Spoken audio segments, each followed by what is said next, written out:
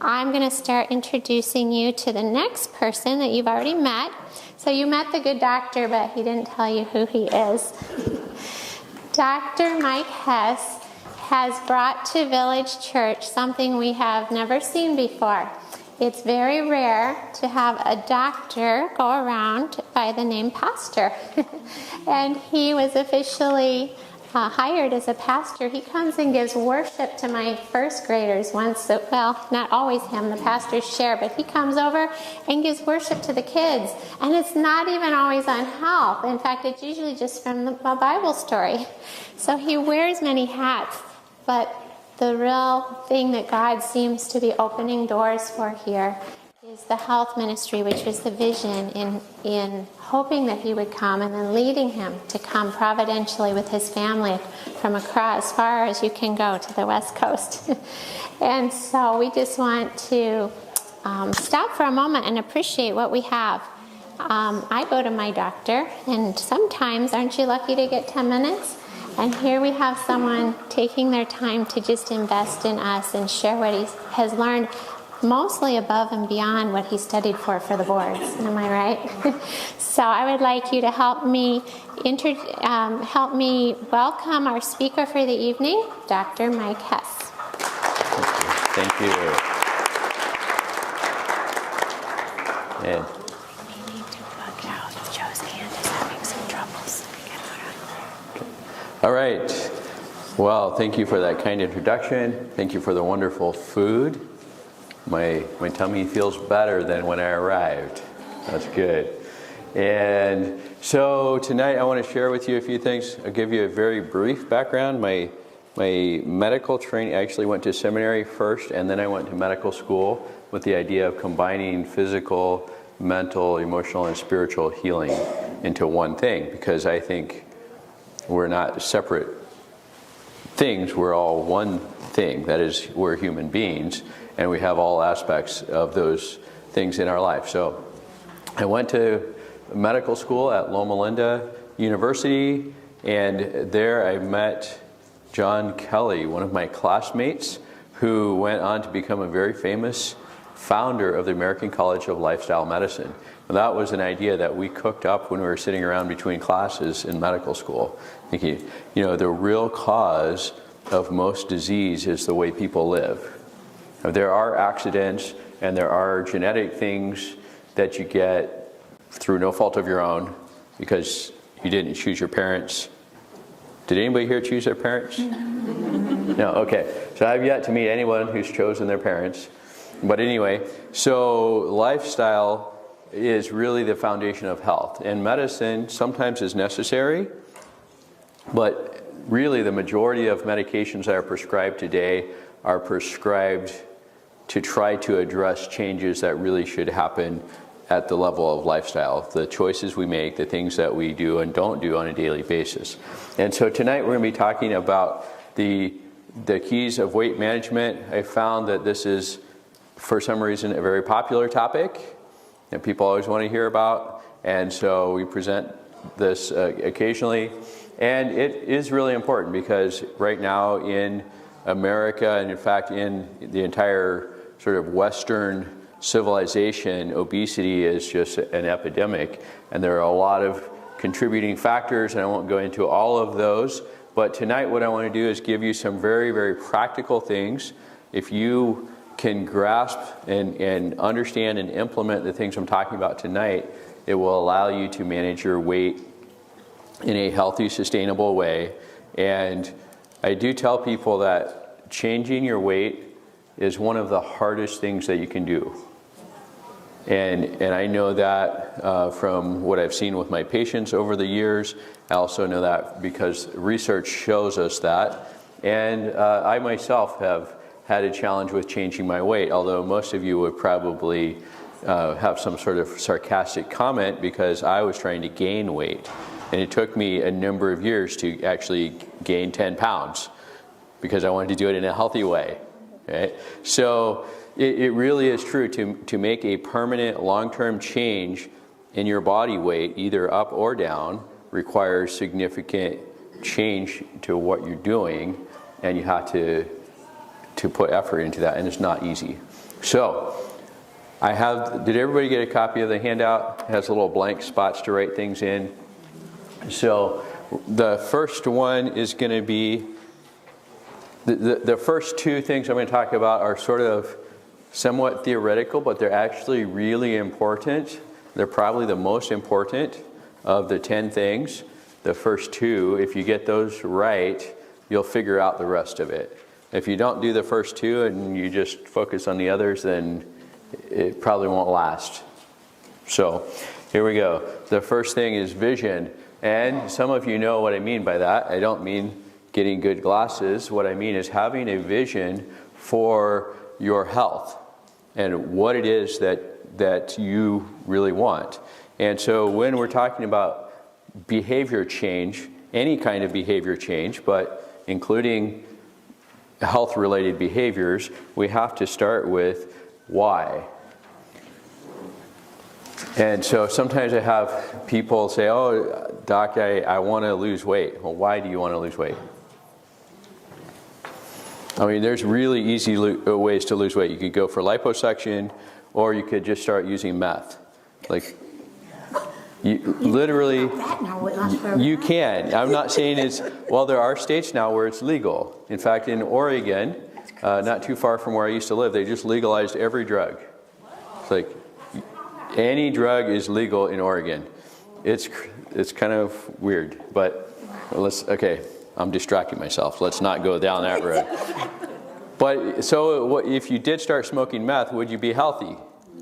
No. I mean, you would get skinnier and skinnier until you die, but you won't be healthy. So the point is not just losing weight. The point is to be healthy, I hope. You know, some people want to lose weight for social reasons rather than health reasons, because they want to look a certain way to, attract certain friends or things like that. And maybe that's not entirely wrong, but I really think for myself, I think the most important motivators for health behavior change is to be healthy so that you can have a long, happy life doing things that are good and enjoyable and contributing to society and good relationships and all the other physical, mental, and spiritual and emotional things. But that's my reasoning. You have to have your own reasoning, right? If you don't have your own reason, it's going to fail. So start thinking about why. Why is this important to you? And is it really important? Some people start out on a health behavior change because it's important to somebody else. Their spouse or their parent nags them, or their child. I've had people that quit smoking because their children nag them, and so they finally quit. But they don't quit for very long. They just quit for little bits of time. It's not lasting until people adopt their own internal motivation. So what is your reason why? Why do you want to have better health? Why do you want to lose weight or gain weight, as the case may be? So start with that.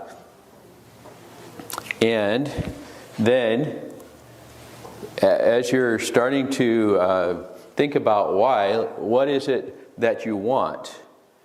And most of the time when people show up to talk about weight loss, they say, I want to lose weight, but there's really underlying reasons why. It's not simply just a desire to lose weight. There's usually levels to that. I had one lady quite a while back, went through one of my classes. She had a very clear reason why. She was 60-something, type 2 diabetic, overweight, out of shape, the whole 9 yards. But she had just gotten custody of her 9-year-old granddaughter. And she's like, I gotta take care of my health, I gotta get in shape. I can't even walk around, I can't go for a walk with my granddaughter. It's horrible. So that was her reason why. And in fact, she got into my metabolic mastery class, and in a matter of 13 weeks, she was doing multiple push-ups. She was running around the yard chasing her granddaughter, which was like they were playing tag. And so I was like, okay, you're on your way. You have your motivation, your reason why, and it's incredible to see how people can change when they get that motivation dialed in. So why? What is it that you want? the underlying thing underneath change in weight or whatever. And then imagine what it would be like. So in the case of that lady, one of the things we did in the beginning was we asked people to imagine if they were in their ideal state of health, what would their life be like? And that's one of the things she thought about. She imagined going for hikes with her granddaughter and being able to play and run around the yard with her granddaughter. And she imagined it, and then she got to work to do the steps to bring that vision into reality. And so we don't have time to go into a whole class on this topic tonight, but it's really important. If you don't have a passionate reason why, you're not actually going to make the change, because you're going to, drive by McDonald's and go, oh, they have fans to blow the aroma out to the street. So when you drive by or walk by, you can smell it. And it always smells good, and then when you eat it, it's not really that good. So, you know what I'm talking about, right? So you have to have your reason why. It has to be solid. Now, the second thing we talk about is adopt a new identity. Adopt a new identity. And what do I mean by that? Well, so for example, when we help people to quit smoking, a lot of people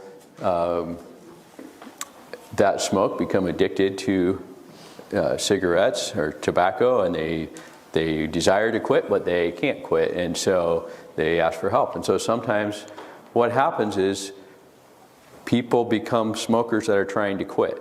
Have you ever met one? Somebody that's trying to quit, and you could be like that for years and years. I've had patients for 20 years that are trying to quit smoking. And what they are in their head is a smoker that's trying to quit smoking. So as long as you think of yourself as a smoker that's trying to quit smoking, you're going to be a smoker that's trying to quit smoking. You follow? Okay. So the same thing applies in other areas of health. So for example, some people, now I want to be sensitive to the reality, and I've already said I realize that we're talking about one of the most difficult things that a person can do. And also, for many people, there's a lot of emotional pain involved in all of this. And I want to talk more about that in a second. But sometimes what happens is people kind of settle into adopting the identity of who they kind of became, even though that's not who they wanted to be. You know what I mean? So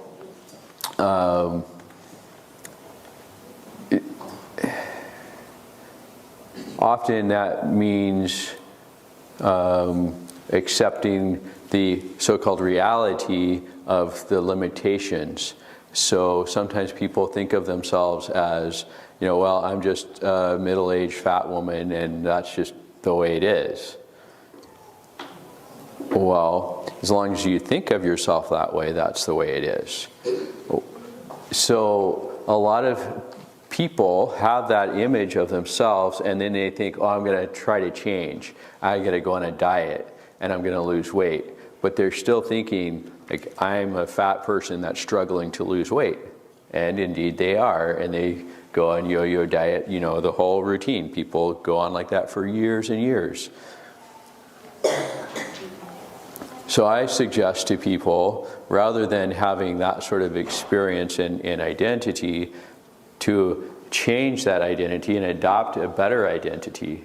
I had a young man that I knew, and he was kind of a chubby little kid. He always, pretty much every time I saw him, he had a soda in one hand and a lollipop in the other.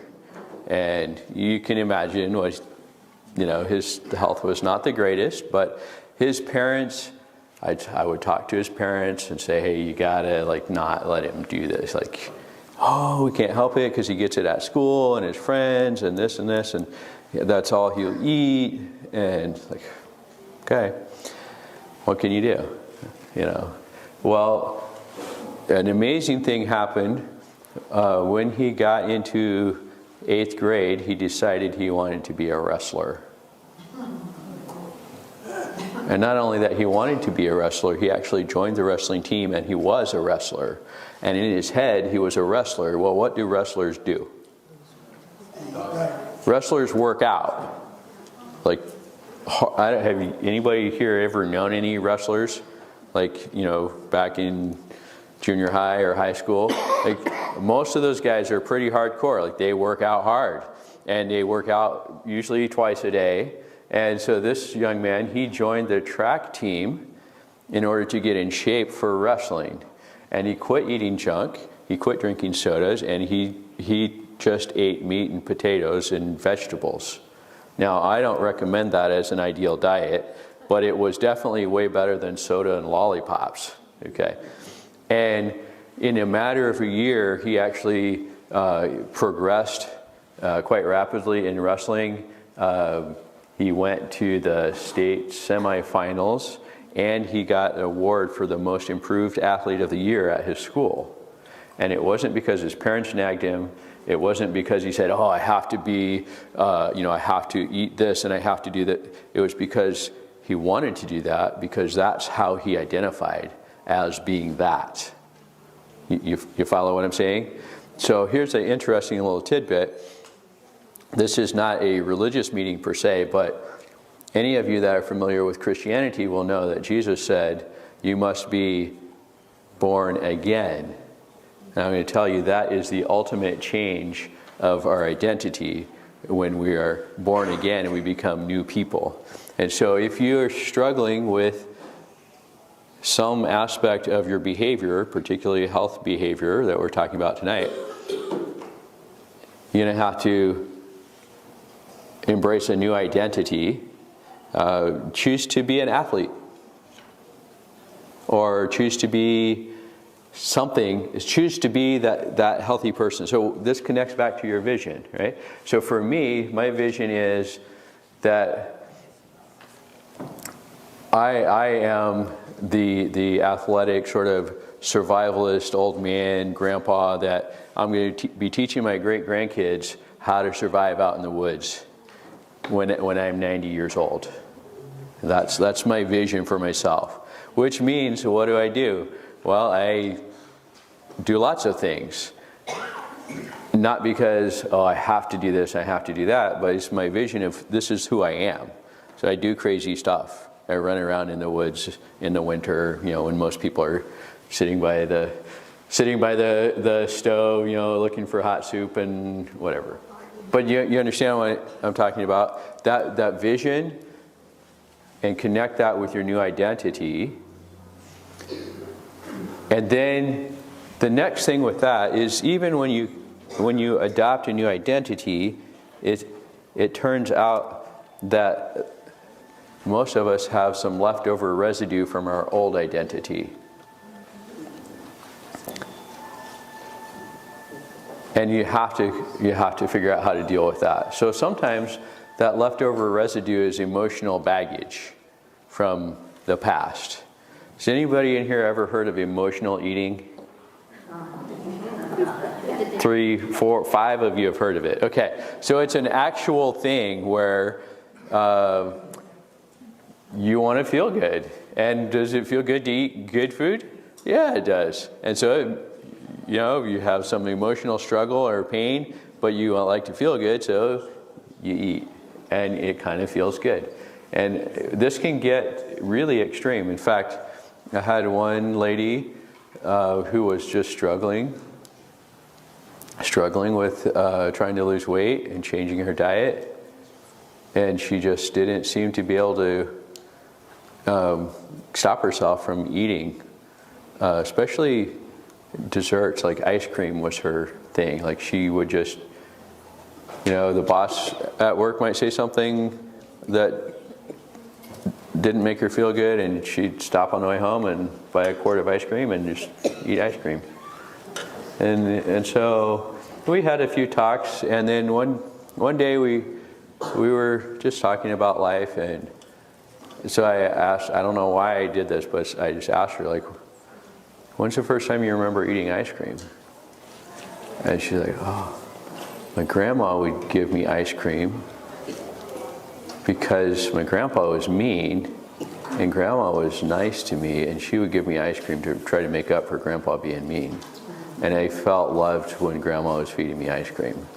I'm like, we have some deeper work to do. Like this whole thing about losing, like don't even worry about losing weight until we figure out how we can bring some emotional healing, and then the changing the habit is going to be a lot easier. There's, you know, but until you address that power, that emotional power of stuff from the past, it can be really, really hard to change those habits. So, not everybody's going to have that heavy of stuff, but some people do, and some people have a lot. And if that's you, then maybe you might need to get some help to address some of that emotional stuff rather than just beating yourself up because you can't lose weight. Because you have to address that. And so I just call this, the residue of your old identity, whether that's, the fat girl that nobody likes, or whether it's the, I'm the nerdy guy, or the, the victim of whatever trauma it was. I don't know. There could be lots of things, and it's probably a little different for everybody. But we have to address that if you're going to move forward in a meaningful and consistent long-term way. Okay? So, that's some pretty heavy-duty stuff there. But these are, like I said, these two issues, the thing about having a vision for where you want to go and who you want to be, and then actually adopting that identity and dealing with the baggage and things that try to keep you connected to the old identity. Those things really, really need to be addressed. Now, the rest of the things we're going to talk about are more of probably what you were expecting, like the little secret, what to eat and when to eat and all that kind of stuff. Okay? Exercise. I have a question. Now, those of you that have been in my other classes before, give the other people a chance, okay? Okay. What's the best kind of exercise? See, you didn't even have to say it out loud. Okay, I heard several people say walking, and then you said something else? Rebounding? What? Yeah, so I heard the right answer over here. Yeah, the best kind of exercise is the exercise that you actually do. Okay? You follow that? The perfect exercise that you don't do is not going to benefit you at all. So, mediocre exercise or even a horrible exercise that you do some of will help you more than a perfect exercise that just doesn't happen. Okay, so that being said, I think of exercise very much like food. Okay, so if I were to ask you what's the best food, we could throw out lots of different ideas, but the reality is it's not really ideal to eat just one food. And probably exercise is kind of like that. We shouldn't do just one exercise. We should do lots of things. Variety is good and it's healthy. So we're not going to go deep into all the different types of exercises and different programs and all that. We would run out of time and probably bore you to death. But exercise, if you're looking to lose weight, you probably need to be exercising 5 or 6 days a week. It needs to be a daily thing. Now, how much? There's a lot of evidence for this. A half hour of moderate high intensity exercise or an hour of low to moderate intensity exercise. So an hour of a very brisk walk or a half hour of running, something like that. And of course, it doesn't have to be walking and running. It could be swimming, it could be rowing, it could be rebounding, it can be lifting weights, doing calisthenics. combinations of all those things. But for this is for overall health. These numbers here from the Institute of Medicine, and it's been affirmed over and over again with major studies over the last probably 30 or 40 years. And collecting all that data, this is the general amount of exercise that is ideal for general health. And also, it's no different for losing weight.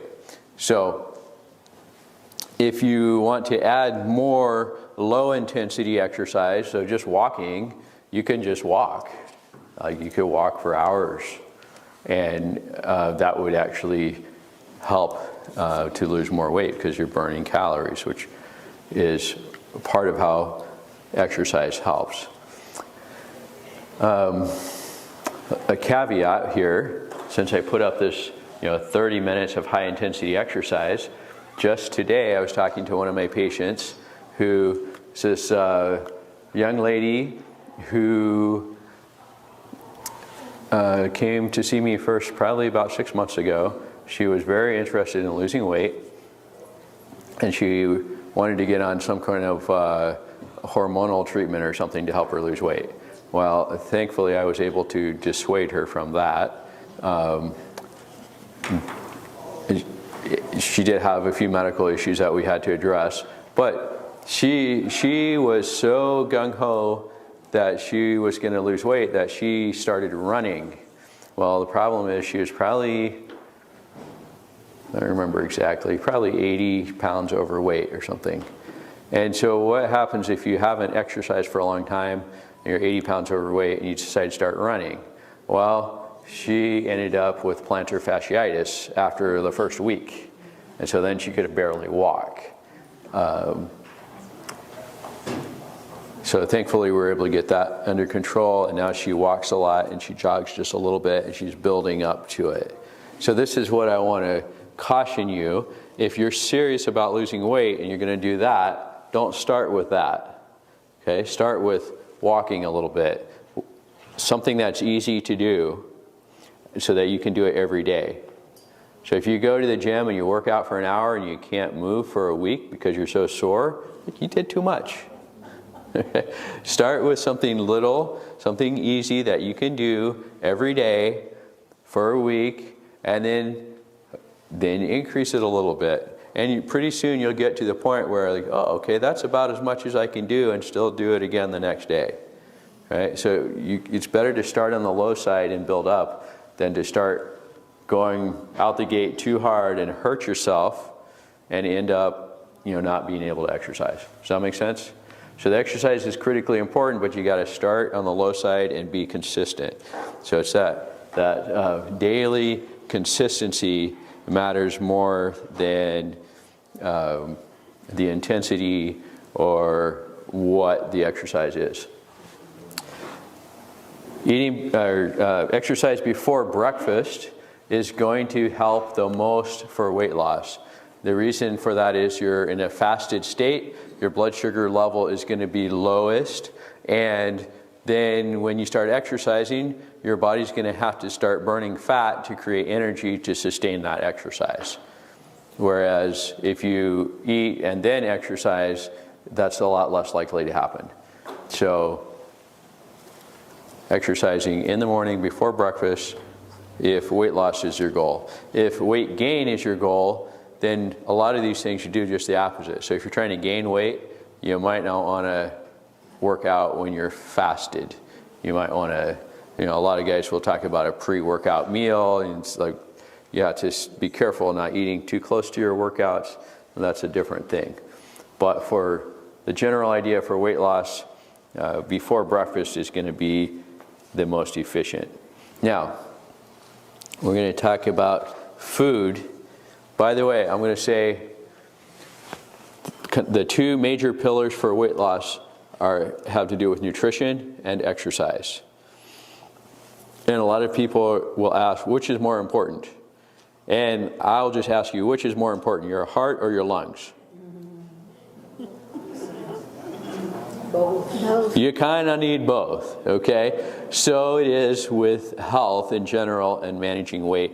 You have to have exercise and you have to have nutritional habits lined out. Now, there might be a few exceptions to that, but don't plan on being one of them, okay? Because it's not going to happen. So you need both. Interestingly, the studies on this have shown that short-term weight loss is more correlated with nutritional change, but long-term maintenance of weight loss is more correlated with regular exercise. And I would say, hey, if you want to lose weight, you probably want both short-term and long-term. So do both, all right? So we're going to go on to talking about food. So eliminate. I'm going to give you one of the big secrets.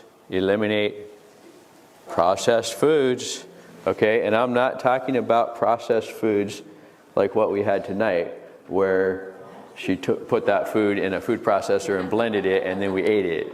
I mean, like, you know what I mean? It's been through a factory, and it comes in a package. Eat less of that, or just eliminate it. Yeah, eat less of anything that went through a factory. You're going to be on the right track, okay? So eliminate processed foods and eliminate fake foods. What do I mean by fake foods? I personally, I have this aversion to fake stuff, and sometimes my daughter and I have little conversations about what's fake and what's just a different way of doing things. But I'm going to tell you, fake food, if they make it in a factory, okay, if it says artificial coloring, flavoring, calorie-free, sweeteners, I mean, if God didn't make it to grow, you shouldn't be putting it in your body. Just don't. And here's the thing, for almost 40 years, there was this idea that calorie-free sweeteners were going to fix the obesity problem, because you could get Diet Coke, right? It had no calories. And theoretically, you would think that if there's no calories, then you'll lose weight. But the reality, when they actually do the research and find out that people that drink those no-calorie diet drinks actually gain more weight than people who drink regular sugar drinks. So just don't. So get rid of all of that artificial everything. Coloring, flavoring, and sweeteners especially are. And now there's even evidence that a lot of the artificial sweeteners actually do cause cancer, which they said for many years they didn't, but now there's a couple of big studies that show they probably do. Question? Veggilinks. Veggilinks. Fake. Okay. Veggilinks are fake meat. Are they real food? I don't know. They're definitely processed. Okay? They're definitely processed. So, yeah, you probably shouldn't be eating those if you're trying to lose weight. And even if you're not trying to lose weight, you probably shouldn't eat very much of that. I don't think we have any stock in Veggilinks, do we? So it's okay for me to say that. Anyway, yeah, just, I mean, if you eat 1 or 2 a year, it's not going to kill you, but really you shouldn't be eating that junk, okay? And that applies both to Veggilinks and to the regular hot dog processed meat items. Those are horrible. So don't eat that stuff. All right. Now, this is a real tricky... Oh, you had another question? Over here? Yeah, the guy. Question? I was just going to say that Impossible Burgers would fall under that category too. Yeah, so it's processed, right? The more processed it is, the less of it you should eat, as a general rule of thumb. So even if it's got good ingredients in there, but it's like you don't recognize that, move away from that. Move away from it. Yeah. Okay, this one, that's it. Eat less. Just eat less.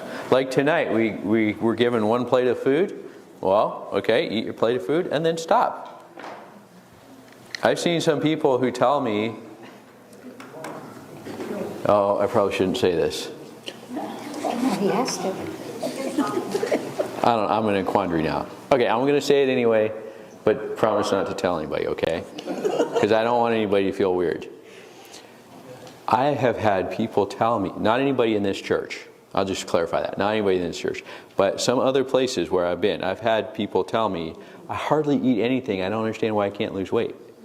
And then I go to a meal with them and they eat 3 times as much as I do.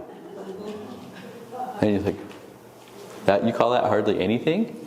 And you can't lose weight? Well, it's because you're eating way too much. Right? So you understand what I'm saying? Like, you don't need to fill up your plate 4 times. You know, if you're a skinny teenager and you're trying to gain weight, maybe.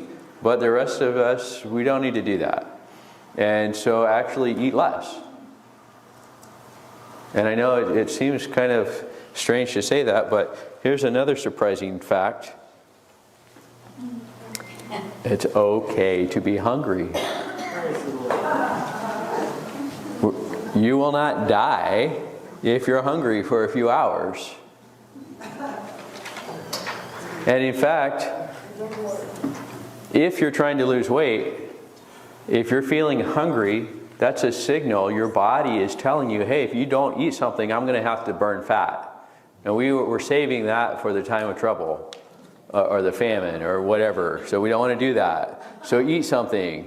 That's what your body is telling you. And if you tell your body, hey, I have made an executive decision that it's time for us to lose a little bit of weight, and so burn some fat instead of going and eating, then your body will indeed burn fat.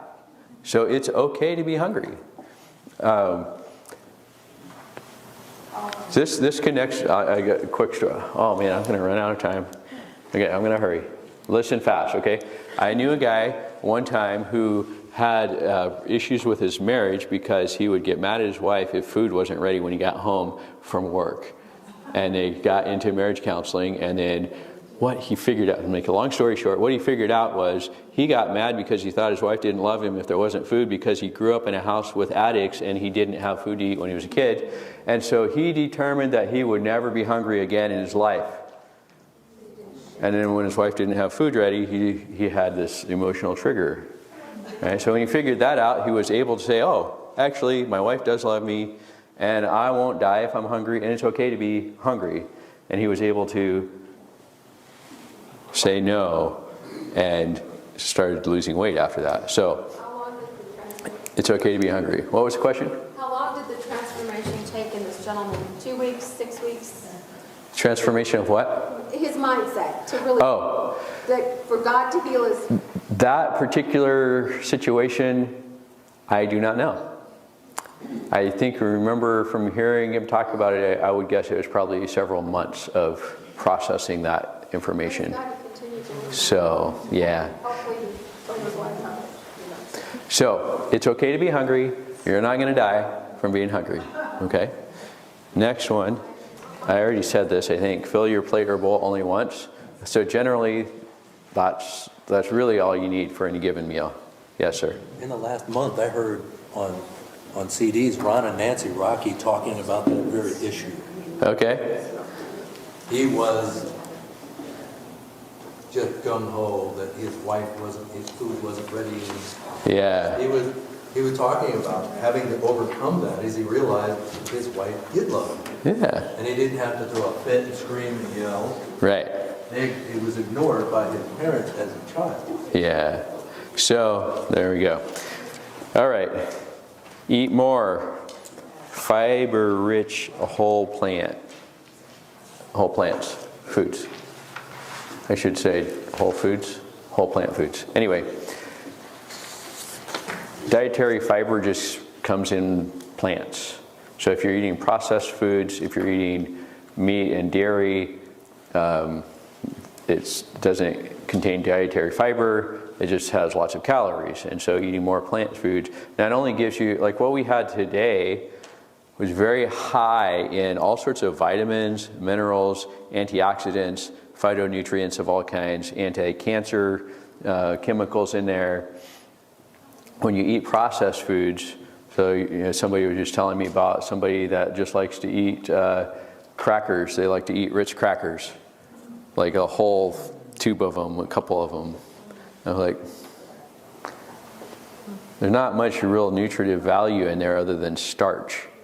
Okay? So if you're starving to death, and that'll keep you from starving, but you're losing out on all the other good stuff that God put in those plants for us to eat.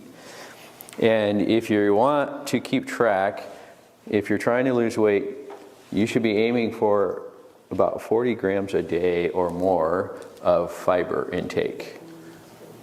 And I'll say the same thing I did about exercise.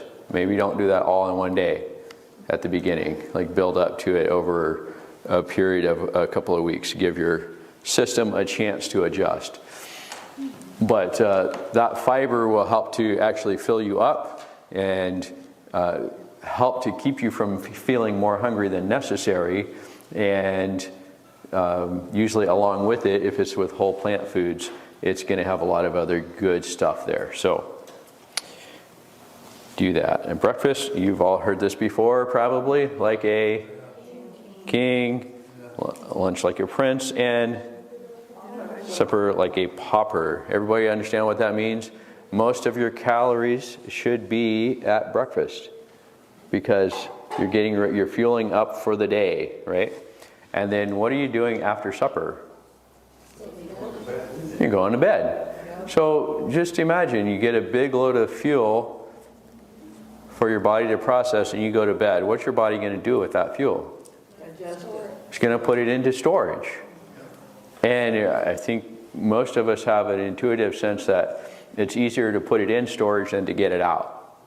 So eating most of the calories early in the day for breakfast and lunch. And then supper, really honestly, if you're actually trying to lose a significant amount of weight, supper really is optional. And you probably better just to leave it off until you get to your goal weight. All right, do not eat between meals. And I know some people just have to have snacks. I'm going to tell you, if you feel like you have to have snacks, it's just because you've gotten in the habit of it and you've trained your body to expect it.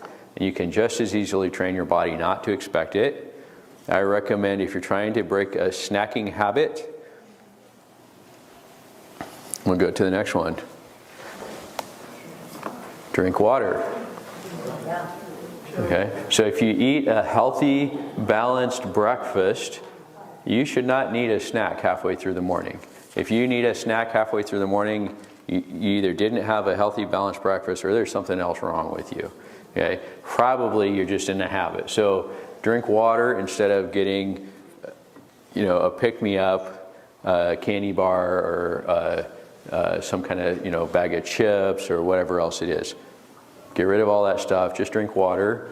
And what else should you drink? Nothing else. Just drink water. So you eat meals, you eat food at meal times, you drink water in between meals, and don't drink anything else.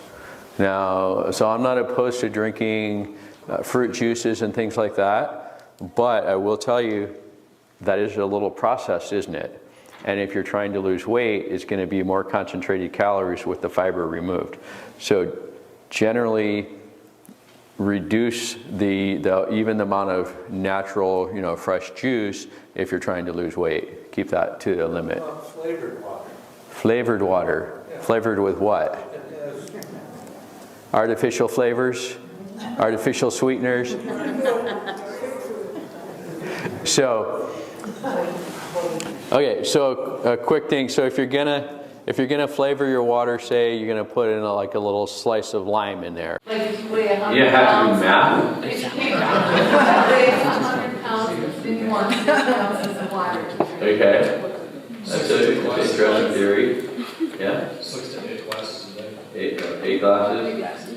How big a glass? Be specific. Okay. Our medical professional up here is telling us the real answer. Okay, so those numbers that are out there are kind of very rough ballpark estimate, and it depends on a lot of factors of how much exercise are you doing, how much are you sweating, because it's hot outside, is the air conditioner on, are you inside in the winter with the fireplace and the air is so dry it's sucking the water out of you.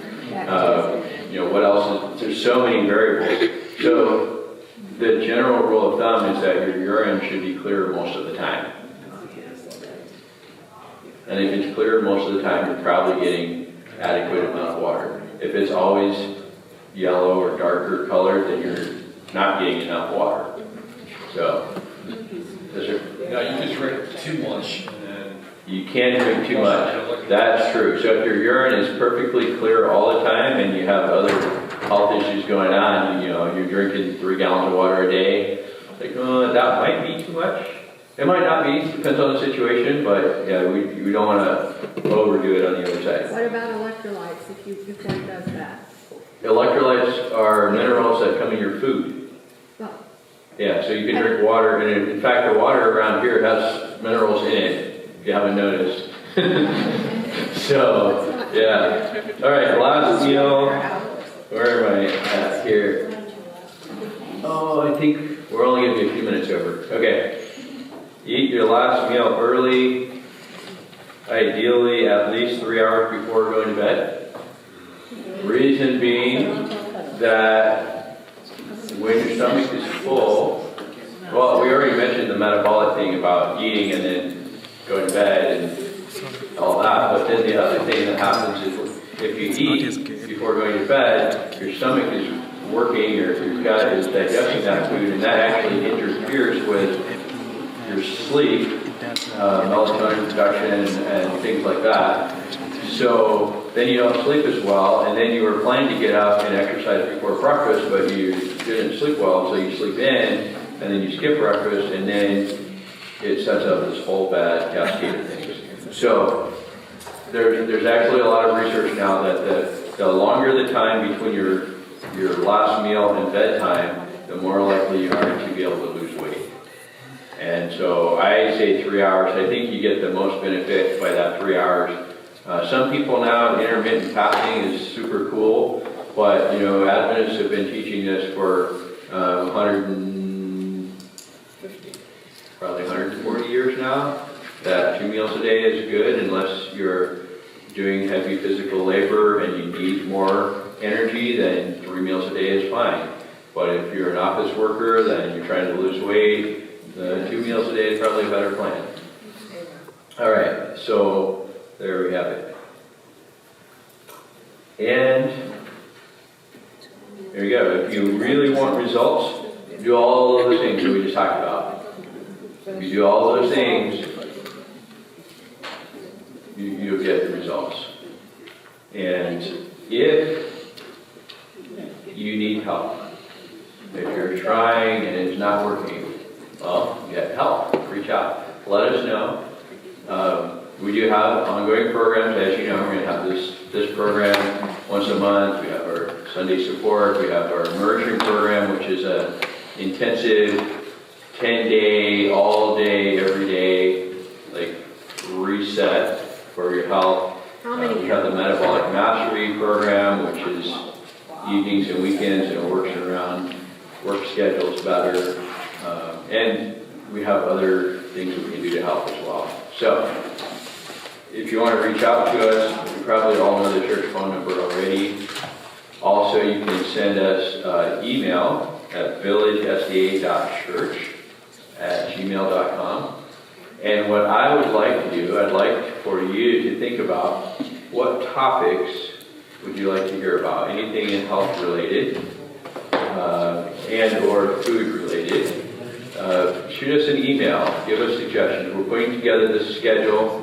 I want to get the schedule booked out for a year and kind of keep that going so we can plan ahead. So let us know what you're interested in.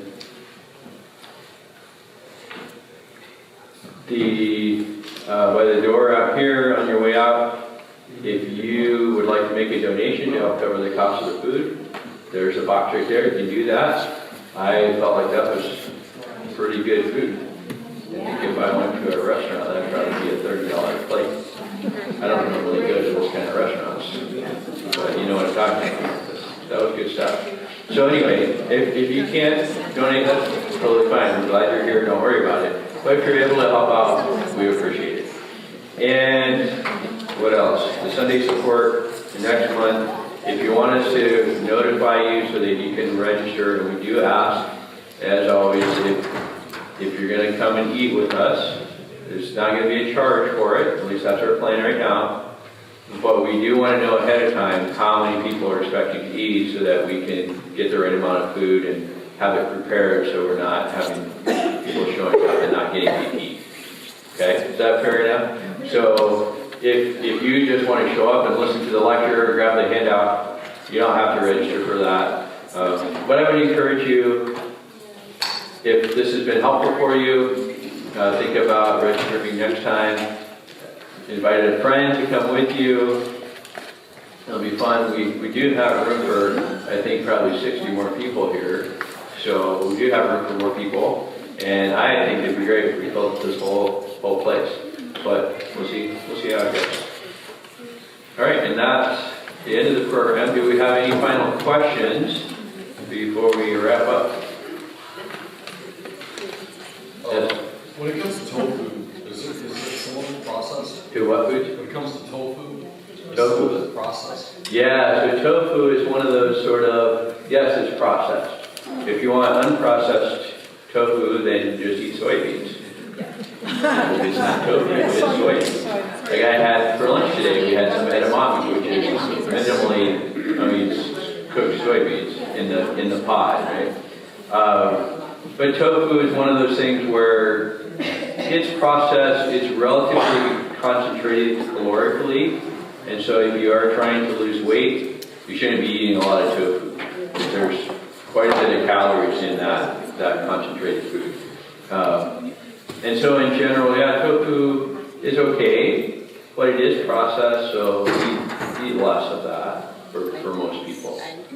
Yes, sir. Well, I'd like to point out that with soybeans, especially tofu, you hardly have not just the calories condensed, but there are hormones in that bean that will also affect your ability to. That's true. There are some phytoestrogens and things like that. It turns out the research is showing that they don't have as big of an effect as people have thought for a while. But it's a good thing to not, like I said, you don't want to just eat soybeans all the time. Like that's not a balanced diet. We want a variety of things. So eating soybeans sometimes, unless you're allergic to it or something, is going to be fine. But we don't want to make that a main article of food, probably for most people. Do you see another hand over here? Yes. When going hungry, you're not burning the glucose, you're burning the fat. Ketosis, is that okay long term? Is what? Ketosis? Ketosis. I feel like that could be an entire lecture. Okay, never mind. The quick answer is ketosis is not a healthy state of being. So for short periods of time, it's going to happen. But as far as like planning to live in that state for long periods of time, it's not really ideal. All right, well I think that's it. I'll be around here for a few minutes if people have questions.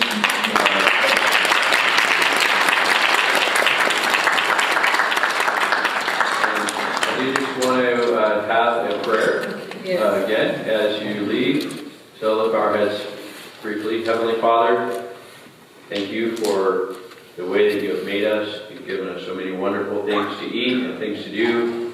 Lord, I pray that each person that's here tonight would be blessed, and as they go, that, Lord, help them to be able to implement the things that they need to improve their own health and well-being, whether that be in the physical, mental, or spiritual realm. And give us all safety in our travels home this evening, and may we have a good month until we come back together again. We thank you in Jesus' name.